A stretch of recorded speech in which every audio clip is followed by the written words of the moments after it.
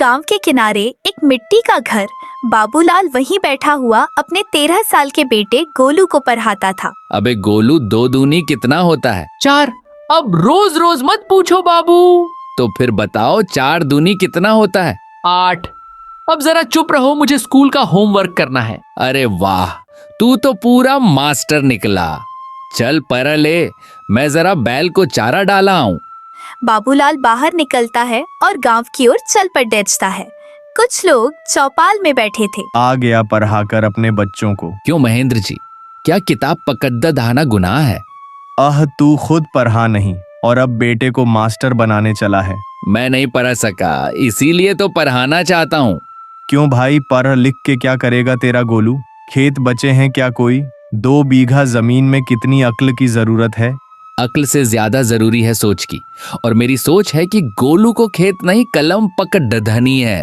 वो फिर अपने घर लौट आता है। बाबूलाल अपने बैल को चारा डालता है। अंदर से उसकी पत्नी फुलवा आवाज देती है। अजी सुनते हो, बाजार से नमक तेल लेते आना, सब खत्म हो गया है। हाँ फुलवा, लेकिन पैसे तो नहीं है मेरे पास। मैंने गेहूं बेचे थे, उसी के पैसे बचे हैं। ठीक है, चलो ले आता हूँ। तभी गोलू पास आ जाता है। बाबू, मुझे स्कूल की फीस भी देनी है। मास्टर जी ने कहा है अगले हफ्ते तक देना है। पैसे से तेल नमक लें या फीस भरें? बेटा तू चिंता मत कर, तेरी फीस पहले जाएगी। रोटी सूखी चलेगी लेकिन पढ़ाई नहीं रुकेगी। बाबूलाल अपने खेत पर काम करने चला जाता है।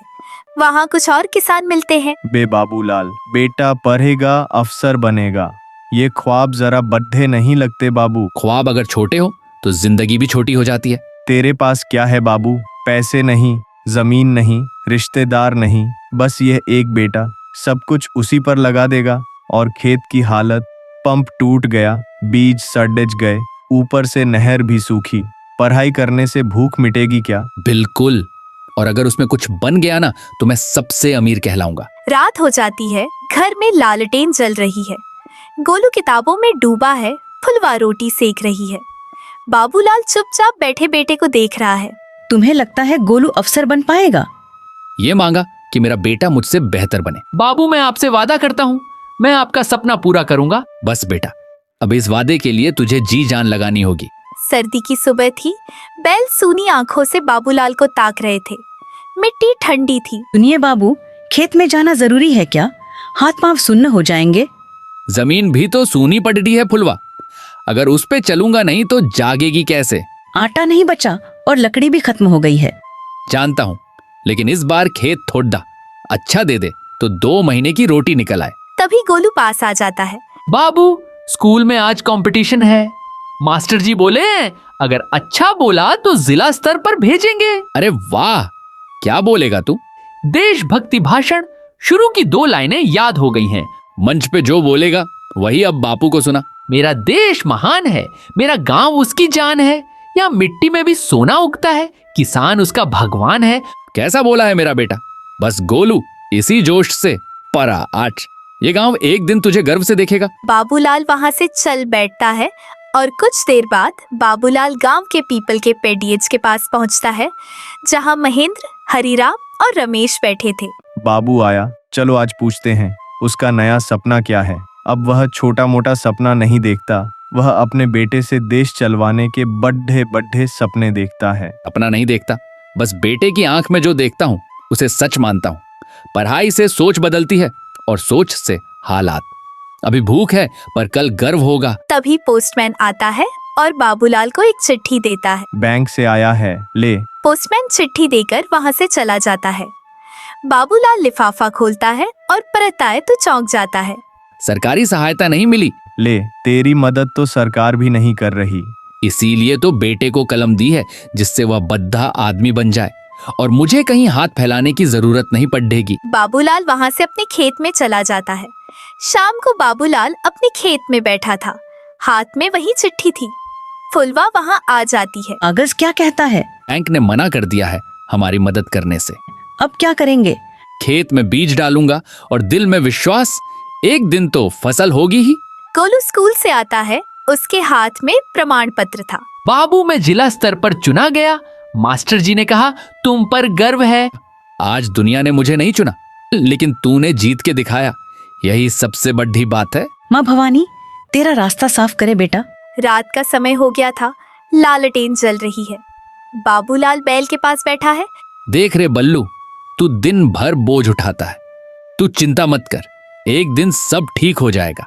फिर तुझे बोझ उठाने की जरूरत नहीं पड़ेगी, तो फिर बस आराम करना। बैल मुंह से सांस छोड़ता है, मानो जवाब दे रहा हो। गोलू जिला स्तर की प्रतियोगिता में जाने वाला था। पूरे गांव में चर्चा थी, मगर बाबूलाल की जिंदगी की असली परीक्षा अब शुरू हो रही थी। पढ़ाई का खर्च, खेत की दुर्दशा और गांव वालों की तानेबाजी। अम्मा, मास्टर जी ने कहा है बहुत सारी किताबों की जरूरत पड़ी रहेगी। मैं दुकान वालों से पूछा था, पूरी किताबें 500 रुपए की आ रही हैं। 500? बेटा, घर में तो 5 रुपये भी नहीं है। पापा से कहूँ? रुक जा, वह सुबह से खेत में लगे हैं, थके होंगे। शाम को बाबूलाल घर आता है, थका हुआ, कपड़े मिट्टी से सने हुए थे। अरे गोलू, आज की तैयारी कैसी रही? ठीक थी पापा, बस कुछ किताबें चाहिए। कितने की आ रही है किताबें? 500 की। सिर्फ 500? मैं सोच रहा था तू बोल देगा 5000। कहाँ से लाओगे? मैं कल शहर जाऊंगा, साहूकार रमई को जानता हूँ, उससे कुछ उधार लूंगा। रमई? वो तो ब्याज पे जान खा जाता है। तो क्या बेटा किताबों के बिना पढ़ेगा? ब्याज से डर गए तो सपने कभी पूरे नहीं होंगे फुलवा। अगले दिन बाबूलाल शहर की ओर निकलता है। रमई की दुकान के पास पहुंचता है। बाबूलाल, कहाँ थे इतने दिन? आज कैसे आना हुआ? 500 रुपए चाहिए बेटे के पढ़ाई के लिए। बिल्कुल मिलेगा, लेकिन इस बार जमानत क्या है? जमीन के कागज लाया हूँ, जमीन गिरवी रख दूंगा। बस दस्तखत कर दे इस कागज पर। मुझे ठीक से पढ़ना नहीं आता। फिर भी कर दे, मैं बता दूंगा क्या लिखा है। मुझे भरोसा है। बाबूलाल दस्तखत कर देता है। रमई उसे पैसा देता है। बाबूलाल दुकान से किताबें लेता है और फिर घर चला जाता है। बाबू, ये किताबें आप कहाँ से लाए? मैंने अपनी मेहनत को तुझ पे बो दिया है बेटा, अब तू फसल बन। भगवान करे हमारा बेटा सबका सहारा बने। अगले कुछ हफ्तों तक गोलू सुबह खेत में जाता और बाबूलाल की मदद करवाता और दिन में पढ़ाई करता। एक दिन स्कूल में मास्टर जी गोलू से बोले, गोलू, तुम जिला में प्रथम आए हो। बड्डी स्तर की परीक्षा के लिए तुम्हें दिल्ली जाना होगा। पापा से कैसे कहूँ? दिल्ली जाना है पर खर्चा। स्कूल की तरफ से फीस माफ होगी, लेकिन यात्रा और रहना तुम्हारे जिम्मे होगा। गोलू घर आता है चिंतित चेहरा लेकर। क्या हुआ बेटा, उदास क्यों? पापा से कैसे कहूँ? दिल्ली जाना है पर खर्चा। तभी बाबूलाल आ जाता है। कहाँ जाना है? दिल्ली बड्डी स्तर की परीक्षा देने। अरे वाह, तो मेरा बेटा दिल्ली जाने वाला है बड्डी परीक्षा देने। तू फिक्र मत कर बेटा, खर्चा मैं देख लूंगा। कहाँ से लाओगे? फिर से रमई के पास जाऊंगा। बाबूलाल दोबारा रमई की दुकान पर पहुंचता है। रमई, कुछ पैसे और चाहिए, गोलू को दिल्ली भेजना है। बद्दी उद्दा ने भर रहा है तेरा बेटा, ठीक है, पर अब और जमीन गिरवी रखनी पड़ेगी। एक दिन देखना, मेरा बेटा बड्ढा आदमी बनेगा, फिर तुझे उसका गेट खटखटाना पड़ेगा। चले जा यहां से, बद्धी बद्धी बातें करता है। जेब में नहीं है फूटी कौड़ी और बेटे को बनाने चला है अफसर। बाबूलाल वहां से चला जाता है और अपने घर पहुंचता है। वह बहुत दुखी हो चुका था। तभी गोलू पास आता है। पापा, आप दुखी मत होइए, मैं यहाँ रहकर भी पढ़ लूंगा। नहीं बेटा, मैं नहीं चाहता कि तू मेरी तरह हाथ फैलाए। तू उद्यान भर, बाकी सब मैं देख लूंगा। बाबूलाल सुबह चौपाल पर जाता है। मैं हाथ फैलाने नहीं आया हूं, मैं सपने दिखाने आया हूं। मेरा बेटा पढ़ना चाहता है, वह आप सबका बेटा बनकर आगे बढ़ेगा। अगर आप कुछ मदद कर सकते हैं तो कृपया मदद कर दें। बाबूलाल का बेटा पूरे जिले में प्रथम आया है, वह कुछ बन सकता है। हम सब मिलकर भेजते हैं गोलू को और गांव का नाम रोशन करते हैं। आप सबका धन्यवाद जो आप मेरी मदद करने के लिए तैयार हो गए। गोलू दिल्ली जाने की तैयारी कर रहा था। गांव वालों ने चंदा इकट्ठा कर उसका किराया और रहने का इंतजाम कर दिया। बाबूलाल उसे स्टेशन तक छोड़ देने गया। फुलवा की आंखों में नमी थी। बेटा, खुद पर भरोसा रखना, किताबें भगवान से कम नहीं होती। माँ, मैं सभी का सपना पूरा करके ही लौटूंगा। खुद को गांव मत भूलने देना और दूसरों को भी यह बात भूलने मत देना कि एक किसान का बेटा भी सपना देख सकता है। आपका बेटा अब पूरे गांव की जिम्मेदारी है। वो दिल्ली पहुंच जाता है। गोलू ट्रेन से उतरता है, कंधे पर बैग, आंखों में सपना। वहां उसे छात्रावास मिल चुका था। वो छात्रावास के अंदर जाता है। क्या नाम है? गोलू। गोपालपुर गांव का लड़का। कमरा नंबर 207 में जाओ और हाँ, समय पर पढ़ाई करना। गोलू कमरे में चला जाता है। कमरे में 2 और छात्र पहले से थे, मोहित और आकाश। नमस्ते, तुम नए हो? हाँ, मैं गोलू गोपालपुर गांव से आया हूँ। गांव से? फिर तो तुम मैथ फिजिक्स में तगड्ढे होगे। कभी खेत में हल चलाया है? वहां का मैथ्स वही है कि बैल कितनी देर में खेत जोतेगा। तब तो तुझसे कुछ नया सीखने को मिलेगा। अगले दिन गोलू परीक्षा देने जाता है। पापा की मेहनत याद कर, माँ का चेहरा और गांव वालों की उम्मीदें, अब बस कलम चलानी है। परीक्षा शुरू होती है। पेपर कठिन था, सवाल उलझे हुए थे, लेकिन गोलू मन लगाकर अपनी परीक्षा देता है। कुछ घंटे बाद परीक्षा समाप्त होती है। गोलू बाहर निकलता है। कैसी रही? कठिन थी, पर मैंने हार नहीं मानी।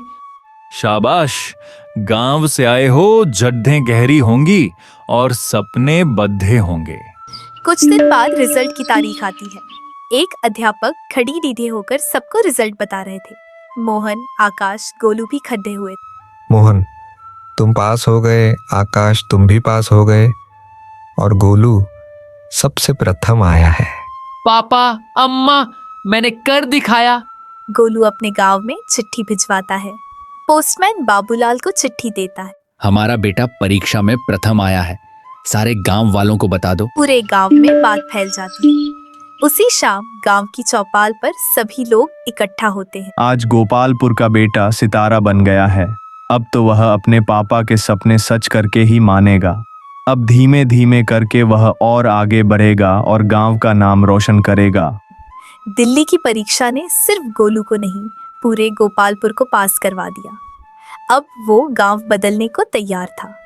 कुछ साल बीते। गर्मी की दोपहर बाबूलाल खेत में हल चला रहा था। पसीना बह रहा था। तभी उसे एक आवाज सुनाई देती है, गोलू की। आपका बेटा लौट आया।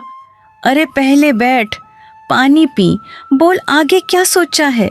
बाबू, मैं शहर में रह सकता था, नौकरी मिल गई थी, लेकिन वहां पैसा था, अपनापन नहीं। अब अपने गांव को शहर बनाऊंगा अम्मा।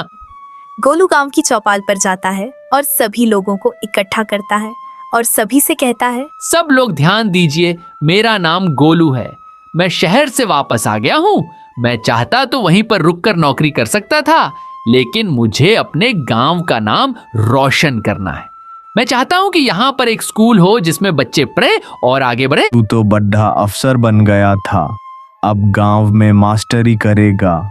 चाचा, अफसर बनकर सिर्फ खुद की जिंदगी बनती है, मास्टर बनकर दूसरों की भी बनती है। मैं गांव में स्कूल खोलूंगा, लड़के लड़कियां सब पढ़ेंगे। लड़कियां भी? हाँ काकी, सबसे पहले लड़कियां ही, जिनके पास कलम नहीं होती लेकिन सपने बड़े बड़े होते हैं। स्कूल तो बन जाएगा, लेकिन और मास्टर कहाँ से लाएगा? शहर के 3 दोस्त आ रहे हैं, मोहित, आकाश और सीमा दीदी, सब पढ़ाएंगे और मैं खुद भी। तू तो गांव के बारे में बहुत बद्धा सोचा है, और मूर्ख वही होता है जो ज्ञान के होते हुए भी अंधकार में रहे। सभी गांव वालों ने चंदा इकट्ठा किया और गांव में बद्धा स्कूल खोला। गोलू के 3 दोस्त भी आ गए, मोहित, आकाश और सीमा। स्कूल का नाम बाबूलाल जन शिक्षालय रखा गया था। स्कूल का उद्घाटन बाबूलाल ने किया। कभी सोचा ना था कि मेरे नाम पर स्कूल खुलेगा। आज तूने मेरा सपना सच कर दिया। गोलू ने गांव की तस्वीर ही बदल दी। खेतों के बीच स्कूल खड्डा था और गांव की हर गली से कोई ना कोई बच्चा गोलू मास्टर कहता हुआ निकलता था। इस कहानी से हमें यह सीख मिलती कि कोई भी काम मेहनत और लगन से करने पर वह सफल जरूर होता है। और ऐसे ही मजेदार कहानियों के लिए हमारे YouTube चैनल राज टून्स को सब्सक्राइब करें और वीडियो को लाइक करें। धन्यवाद।